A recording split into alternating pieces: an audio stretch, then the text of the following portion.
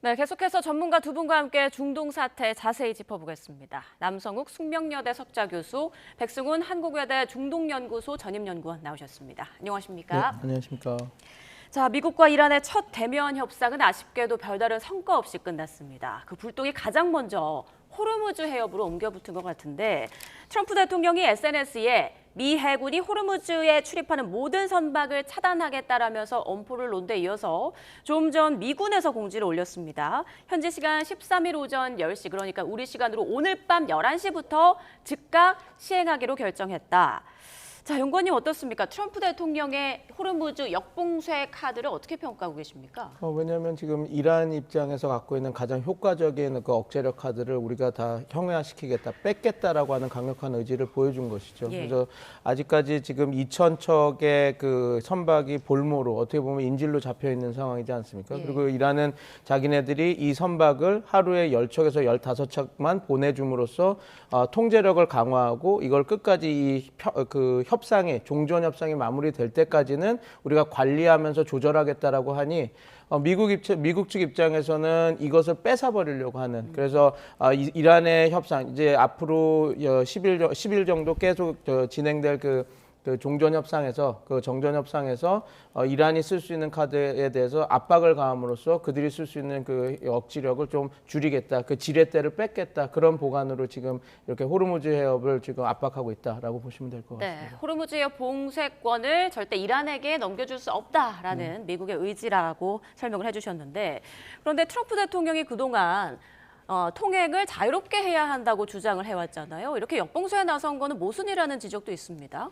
네, 발상의 전환을 다시 또 시도를 했습니다. 트럼프 대통령의 아주 고차원적인 하나의 대응 방식인데 이게 동전의 양면이고 양면의 칼날이죠. 한편으로는 이란의 호르무즈 해협 통제를 풀겠다라는 방식이죠. 그렇지만 또 한편으로는 미군 함정들이 진입해서 한 39km 되는 해협을 막았을 때 물리적인 충돌도 있을 수 있고 예. 또 거기에 기뢰도 있습니다. 그러다 보면 우리 백 박사님 얘기한 대로 2,000척의 배가 과연 나올 수 있느냐. 그러다 보면 유가가 상승하고 이거는 트럼프 대통령이 원하는 바가 아니거든요.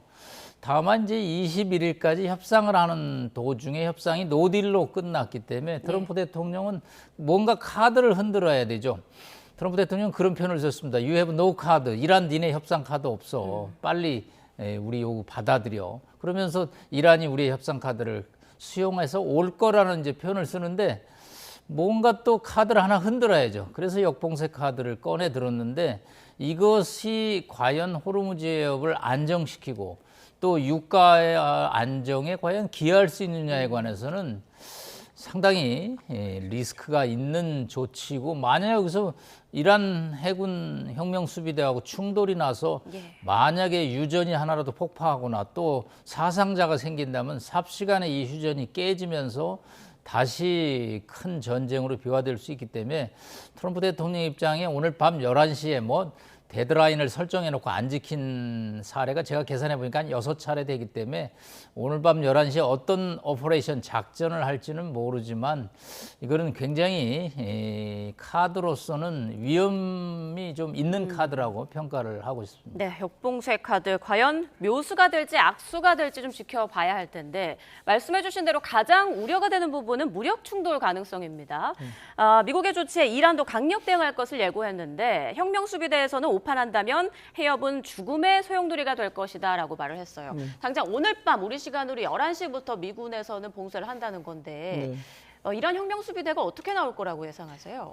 대규모 정규전으로 직행할 가능성은 상당히 낮고요. 그러니까 지금 미국이 어떤 식으로 응전을 할지는 모르겠습니다. 지금 11시쯤 이야기를 하고 작전을 이제 진행할 거다 그러는데 일단 기뢰를 뚫기 위해서 소외 작전, 그러니까 기뢰를 해체하는 작전을 할 건지 아니면 그냥 외부에서 나오는 배를 통제를 해서 이란한테 돈을 줬는지 안 줬는지를 밝히고 자기네들이 봤을 때, 그러니까 어떻게 보면 중국이나 지금 이란이 선별적으로 자기한테 말을 잘 듣는 국가들을 우선적으로 보내고 있으니 우리가 그거 못하게 하겠다. 우리도 선별적으로 해서 너네들이 얻을 수 있는 협상력을 떨어뜨리겠다라고 해서 외부에서 그걸 막겠다고 하는데 그 정도 수준이라고 한다면 무력적인 충돌이 일어날 가능성은 낮다고 봅니다. 그런데 이제 만약에 지금 남 교수님께서도 말씀해 주신 것처럼 좀 자유항행을 더 확보하기 위해서 지금 어떻게 보면 길에 설치한 지역이 있기 때문에 그 캐슘 섬과 라라크 섬 사이로 이렇게만 갈 수 있다라고 하는 그 항로를 더 넓혀서 뚫기 위해서 기뢰 작전을 하게 된다면 아마 소규모 충돌이 분명히 일어날 수 있죠. 근데 제가 우려하는 지점은 이겁니다. 그러니까 우리가 그 바벨 만렙에서의 그 소말리아 해적들의 작전을 보면 엄청난 군사력이 필요한 건 아니거든요. 그냥 쾌속정이나 아니면 기뢰나 아니면 드론이나 소형 RPG 손으로 들고 쏘는 지대함이 아니라 함대함 미사일로도 충분히 타격을 가할 수 있고 만약에 그런 식으로 공격을 해서 남 교수님 말씀하신 대로 36km나 되는 적은 그 좁은 수로에 배가 한 대 이렇게 그냥 좌초까지는 아니더라도 고장이 나서 모터나 스크류가 고장 나서 막게 되면 그게 또 막는 봉쇄 효과가 날 수 있거든요. 그래서 트럼프 대통령도 제가 볼 때는 분명히 이런 모든 문제점들에 대해서 알고 있을 겁니다. 위험 사항도 알고 있어서 11시 작전이 어떻게 돼야 될지 모르겠지만 그리고 미국의 그 군사 작전이 어느 수준으로 될지도 봐야 되겠지만 만약에 제가 말씀드린 대로 외부에서 이란의 선멸적인 통항을 형해화시키는 정도에만 된다고 한다면 어떻게 보면 그냥 큰 충돌은 없이 될 것 같은데 만약에 이제 자유항행 그다음에 통과통항을 만들기 위해서 미국이 좀 무리해서 호르무즈해협 안으로 들어간다면 좀 군사적 충돌은 있을 수 있다. 근데 그것도 뭐 대규모 정규전이라기보다는 뭐 제한적인 무력 충돌 이렇게 될 것 같습니다. 왜냐하면 지금 이란이 사용할 수 있는 그 공격 카드도 그렇게 많지가 않기 때문에 지금 뭐 모기 함대 전략이라고 하지만 지금 이란의 해군 전력은 다 이렇게 무너졌기 때문에 그런 정도로만 생각해 주면 좋을 것 같습니다. 네, 그런데 지난 주말 협상 시점에서도 호르무즈 해협의 긴장감이 높아졌던 것 같더라고요. 미국 측에서 군함 2척을 보내서 뭐 기뢰 제거 작전에 착수했다라는 얘기가 나오고 이란 측에서는 회항하지 않으면 공격하겠다라고 경고까지 한 것으로 전해지는데 이 상황은 좀 어떻게 봐야 될까요? 지금 들어간 걸 봤더니 소해함을 같이 집어낸 건 아니고 이지스함 2대가 들어간 걸로 보입니다. 그래서 미국 측에서도 어떻게 얘기했냐면 소해 작전을 하기 전 정지 작업에 들어간다라고 이렇게 이야기가 나왔던 것이니 아마 어떤 시그널을 보내기 위해서 이란 너 호르무즈 해협을 풀지 않으면 우리도 이렇게 우리 군함이 들어갈 수 있어라고 이렇게 하는 시그널을 보여준 것 같습니다. 그래서 당연히 어떻게 보면 이게 이 협상 국면에서 이란이 상당히 불쾌했을 요소죠. 왜냐하면 진짜 진정성 있게 협상을 임하는데 왜 호르무즈 항행 우리가 이미 다 얘기를 해서 호르무즈 항행은 자유통항이다. 그러니까 자유항행으로 하게 해준다. 단 여기가 기뢰가 있기 때문에 우리가 만든 좁은 해협으로 들어가야 되기 때문에 10척에서 15척만 가는 거지 우리가 다 보내주고 있는데 왜 들어와서 일부러 군사적 작전을 하느냐 이렇게 문제가 됐던 것 같은데 그때 당시에도 똑같습니다. 트럼프 대통령은 자꾸 이란이 이 호르무즈 항행을 갖고 통제권을 자꾸 가지면서 협상력을 키우니 요번에 그때 당시에도 군대를 보내서 너네들이 계속 이걸 붙잡고 있으면 우리는 다른 묘수들도 있다라는 걸 보여주려고 하는 시그널을 이란 측에 보여줬던 것 같은데 이게 어떻게 보면 협상 국면에서는 그렇게 협상의 신뢰성을 좀 까먹는 행위이기 때문에 트럼프 대통령도 조금 이런 부분에서는 좀 조심해야 될 필요가 있었다. 저는 그렇게 보고 있습니다. 네. 자, 이렇게 트럼프 대통령은 호르무즈 해협 역봉쇄 카드를 꺼내들었고 그 시점이 오늘 밤 우리 시간으로 밤 11시부터다라고 공지를 했습니다. 그리고 이란 측에서는 호르무즈 해협 봉쇄하면 우리도 공격하겠다라고 지금 으름장을 놓은 상황인데 어떻게 보십니까? 앞서 언급해 주신 것처럼 이렇게 호르무즈 해협의 군사적 긴장감이 높아지면 유가가 오를 수밖에 없고 그렇게 되면 결국 미국을 포함한 전 세계 경제에 또 타격을 줄 수밖에 없는 상황인 거잖아요. 네, 21일까지가 휴전이 돼 있으니까 앞으로 뭐 한 열흘 정도 더 협상 시한이 있고요. 뭐 양측이 서로 한 번의 만남으로 인해서 이 복잡한 전쟁이 휴전되고 종료된다라고 기대했다면 중동 사태와 미국이라는 정치 체제를 너무 이해하지 못한 거죠. 그렇기 때문에 1박 2일 21시간의 협상으로 이 복잡한 문제를 한 번에 완샷으로 해결을 한다라고 기대하는 것 자체가 좀 무리고요.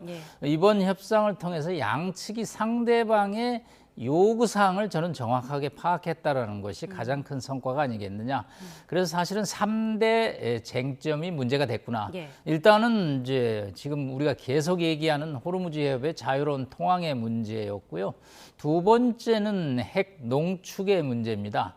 마지막이 이제 배상과 이란 자산에 대한 국제사회의 제재를 해제하는 건데 뭐 세 번째 쟁점은 뭐 문제가 그렇게 복잡하지는 않고요. 두 번째 쟁점이 저는 굉장히 복잡한 겁니다. 핵농축 문제요. 네, 사실은 2016년에 핵 합의에 의해서 양측이 비핵화를 대화를 하다가 지난해 6월 또 한밤의 미드나잇 작전이라고 그래서 폭탄을 쏟아 부었거든요. 또 지난 2월에도 또 미국이 공격을 했습니다.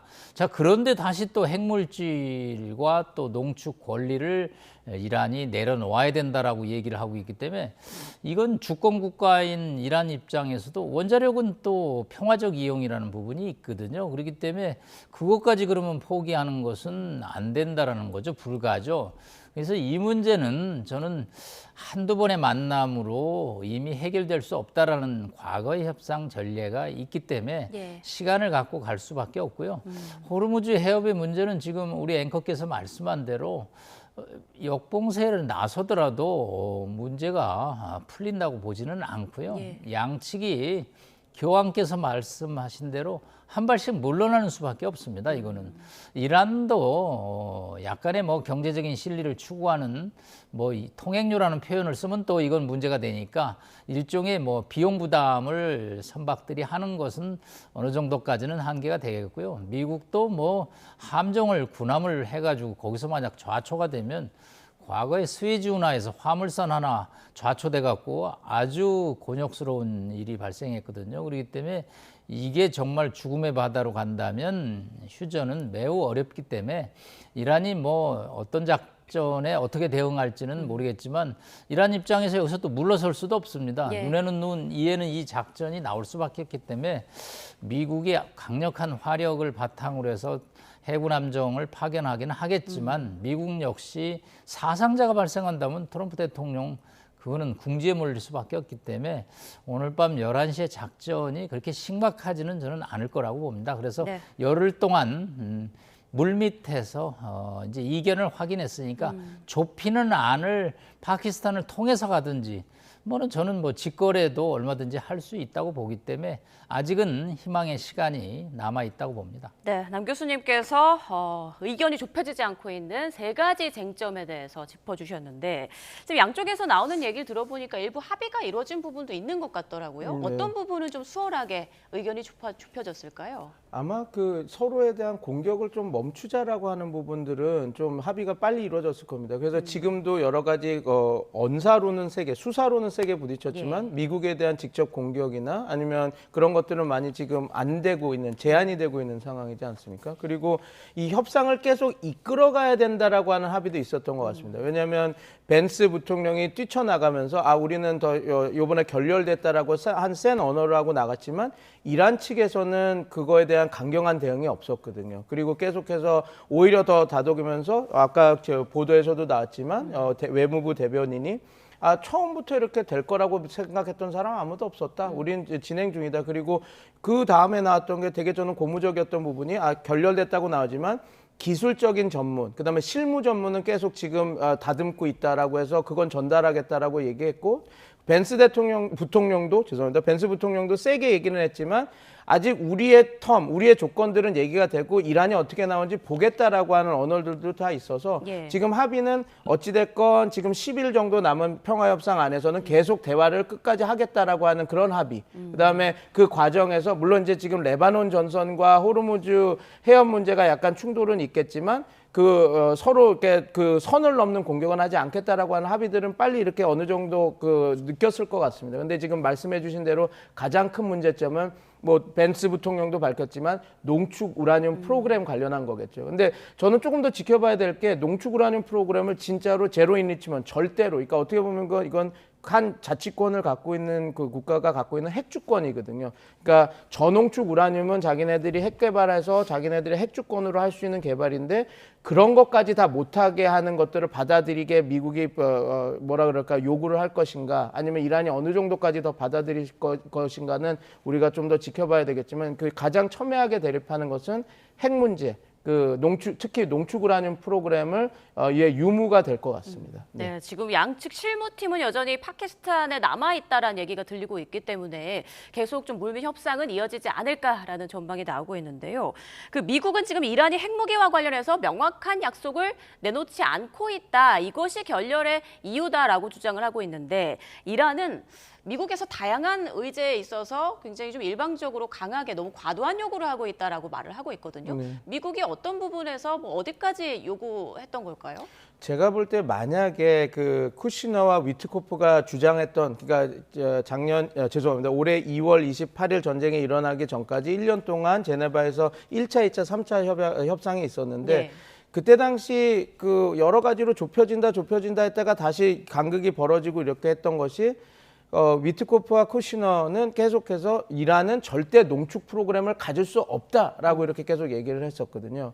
근데 농축 프로그램을 갖고 그 농축 프로그램은 어떻게 보면 NPT 핵 비확산 금지 조약과 그 핵기구에서도 어떻게 보면 한 나라의 주권으로 인정하는 그런 거 프로그램입니다. 그러니까 20% 농축 그 농도만 넘어가지 않으면 그러면 거기에서는 충분히 이거는 그 핵 발전을 할 평화적 핵 이용일 때만 되는 거긴 하지만 평화적 핵 이용을 하려는 하는 국가가 당연히 이 정도의 수준의 그 기술 개발이나 아니면 그 기술력을 갖는 것은 당연히 허용된다라고 얘기를 하거든요. 근데 문제는 여기 있습니다. 그러니까 그런 20% 농축 우라늄 기술을 축적하는 것과 그걸 나중에 93% 이상에서 그 핵 무기를 만드는 거랑은 같은 기술이거든요. 예. 그렇기 때문에 미국은 절대 널 믿을 수 없으니 이것도 허용한 이것도 갖지 마 이렇게 나오는 것인데 이란 입장에서는 아니다 나는 이걸 갖겠다 이 얘기를 하고 있는 거죠. 근데 방법이 아예 없는 것은 아닙니다. 뭐 남 교수님도 훨씬 전문가시긴 하지만 저도 이게 논문을 많이 써다 보면 이게 있습니다. 그러니까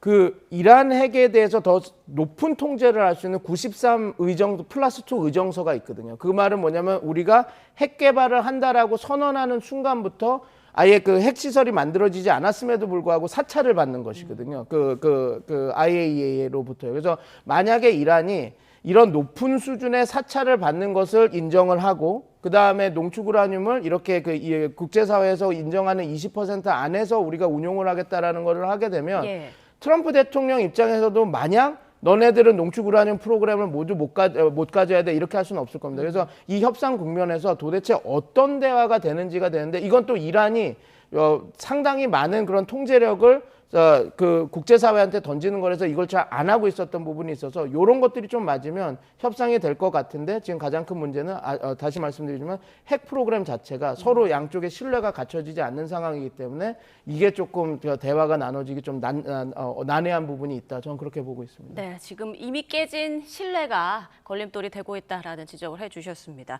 지금 트럼프 대통령은 어떤 전략을 생각하고 있는 걸까요? 지금 폭스뉴스와 인터뷰에서 이란의 발전소와 교량 그리고 수자원 시설까지 공격할 가능성이 있다라고 언급하는가 하면 지금 이란이 돌아와서 미국이 원하는 걸 모두 줄 것이라고 예측하고 있다라는 말도 했습니다. 그리고 협상 와중에 뭐 UFC를 관람한다거나 골프를 치러 갔다거나 여러 가지 좀 예상 밖의 행동을 보이고 있는데 이런 태도에 대해서 어떻게 생각하십니까? 제가 백악관 출입 기자는 아닌데 이란 전쟁 중에 트럼프 대통령이 마라라고 리조트에 안 간 주말이 몇 번인가 그랬더니 딱 한 번 있었더라고요. 예.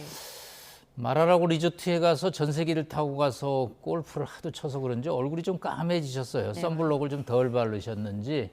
그리고 UFC 2종 격투기를 이제 관람했는데 한편으로는 여유고 나 신경 안 쓴다라는 고도의 이제 심리전 전략일 수도 있고 한편으로는 트럼프 대통령의 또 워크 앤 라이프 스타일이죠. 저분은 전쟁이 나도 하여튼 주말에는 뭐 자기 하고 싶은 거 해야지만 또 직성이 풀리는 그런 이제 양상인데 트럼프 대통령 입장에서는 뭐 한 열흘 21일 동안에 어떻게 해야 될 것인가 뭐 참모들하고 이제 벤스 대통령이 백악관에 복귀해서 회의를 하겠죠. 어떻게 할 것인가. 그렇지만 일단 레드라인 그 발전소 담수화 시설, 이란의 이제 핵심 비군사 시설, 뭐 정유 시설까지 포함해서 이거를 뭐 공격하는 것은 이란에 치명적인 타격을 주기 때문에 예. 이 문제를 뭐 제일 높은 카드로 제시할 수밖에 없죠. 트럼프 대통령의 자서전에 보면 항상 가격을 제일 높은 걸 부르거든요. 네. 그리고 상대방과 이제 절충을 해서 중간선을 채택하는 게 비즈니스 스타일인데 역시 이제 이란이 받아들이기 어려운 최고의 목표를 지금 3대 쟁점에서 제시를 했고 예. 이제 절충을 해 나가는 시간이 필요한데 그 중에는 뭐 썰물 밀물 업앤다운이 계속 주기적으로 반복이 되겠죠. 때로는 뭐 호르무즈에 왜 갑자기 또 톨게이트 역할도 하겠다고 그러고 또 뭐 거기 지나가는 돈 주고 지나가는 배 가만 안 두겠다는 또 표현도 쓰다가 결국은 이제 물 밑에서 핵 문제는 저는 적당히 레러사이드 이거는 좀 제껴놓고 호르무즈 해협에서 타협점을 찾으면서 가는데 문제는 네타냐후 이스라엘 총리가 아니겠느냐. 지금 헤즈볼라의 어떤 위협을 제거하기 위해서 완전히 레바논을 지금 비인도적으로 공격을 하고 있는데 예. 이거 우리 이재명 대통령까지 여기에 관여가 돼서 상당히 복잡한 양상입니다. 네타냐후 총리는 핵은 중동에서 이스라엘만 가져야 된다는 생각을 갖고 있습니다. 근데 우라늄 최대 매장량 국가인 이란이 이거 개발을 한다면 이스라엘의 핵이 무용지물이 될 수가 있기 때문에 예. 뭐 차제에 이란을 완전히 초토화시키고 또 본인이 뭐 전쟁 끝나자마자 또 재판을 받아야 되는 복잡한 양상이기 때문에 저는 백악관과 테헤란이 협상을 하는 과정에서 이 텔아비브 이스라엘의 입장이 조금 더 중립적으로 돌아와야 되고 조금 더 이성적으로 판단을 해야지 휴전이 가까워지지 않나는 조심스러운 판단을 해봅니다. 네, 이스라엘에서는 헤즈볼라에 대한 공격이라고 하면서도 민간 시설과 또 민간인들이 모여 있는 마을까지 공격을 하고 있습니다. 이번 종전 협상이 결렬된 데에 이스라엘의 공격에 좀 큰 영향을 줬다라는 지적도 있던데요. 이 부분은 어떻게 평가하세요? 맞습니다. 왜냐하면 지금 양측이 신뢰가 없는 상태에서 협상을 시작했고 신뢰를 좀 구축할 수 있는 하나의 신뢰 정도를 구축할 수 있는 안전 장치들이 뭐가 있었냐면 두 가지가 있었는데 이란 입장에서는 우리의 그 전선에 대한 공격 중지가 있었고 미국 입장에서는 호르무즈 해협의 자유항행이었습니다. 근데 이제 두 개가 잘 서로 신뢰가 너무 낮다 보니까 이게 좀 완벽히 구축이 안 됐죠. 그중 하나가 썼던 것이 미국이 레바논 전선은 이 그 휴전 그 범위에 들어가지 않아 이렇게 얘기를 하면서 거기가 어깃장이 나기 시작하니 이란도 그래 그러면 우리도 지렛대를 갖고 있어야 되겠네 하면서 여기 그 기뢰가 설치가 돼 있으니까 만약에 자유항행은 우리가 해줄 텐데 이쪽으로 가야 돼서 그 움직일 수 있는 폭을 상당히 3km 정도로 줄여놨거든요. 예. 그렇게 되면 자유항행을 허용한다 해도 하루에 10척에서 15척밖에 못 가는 그리고 이란의 영유 그다음에 영토 안으로 지나가야 되기 때문에 완전히 이란의 통제권 안에는 이런 어떻게 보면 약속을 안 지킨 거는 아닌데 좀 약간 애매한 지점들을 만들어 놨었던 거거든요. 근데 그 지점을 교묘하게 네타냐후가 파고들면서 우리는 더 공격을 하겠다 하면서 공격 강도를 높여갔죠. 그렇게 해서 이란이 지금 이 신뢰의 그 안전장치들을 흔들어 놓는 깨질 수도 있는 그런 수준으로 이렇게 올려놓은 건데 그래서 앵커님 지적대로 네타냐후 대통령 입장에서는 이게 두 가지 측면에서 이 전쟁을 계속해서 확산을 해야지 얻을 수 있는 게 이스라엘 국가 차원으로도 그다음에 네타냐후 지금 죄송합니다.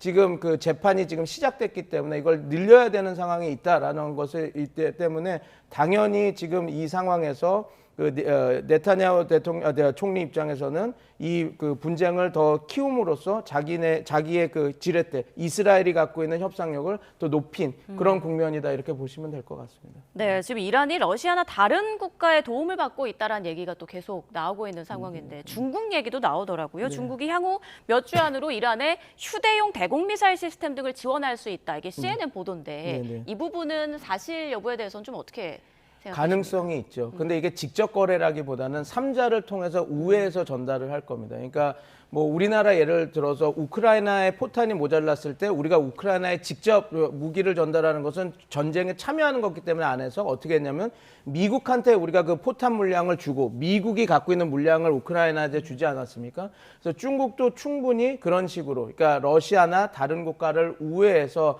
휴대용 그 대공 미사일을 제공할 수 있는 그 가능성이 상당히 높다. 근데 지금 아마 특별히 이런 행동을 하는 이유는 미중 정상회담을 두고 중국 역시 우리도 이런 역할을 할 수 있다라고 하는 지렛대를 올리려고 하는 그런 것들도 있다라고 봐서 예. 어찌됐건 미중 정상회담을 앞에 두고 이런 행동을 하는 것이기 때문에 뭐 전면적으로 엄청난 물량을 지원하고 이런다기보다는 어떻게 보면 중국의 협상력을 좀 높이는 차원에서 이렇게 진행될 거다. 저는 그렇게 보고 있습니다. 네, 트럼프 대통령은 중국이 이란에 무기를 주면 50% 관세를 받게 될 것이다. 이런 경고를 날리기도 했는데요. 자, 앞으로 또 어떤 상황이 펼쳐질지 계속 좀 지켜보겠습니다. 지금까지 남성욱 숙명여대 석좌 교수, 백승훈 한국외대 중동연구소 전임연구원과 중동 사태 짚어봤습니다. 고맙습니다. 감사합니다.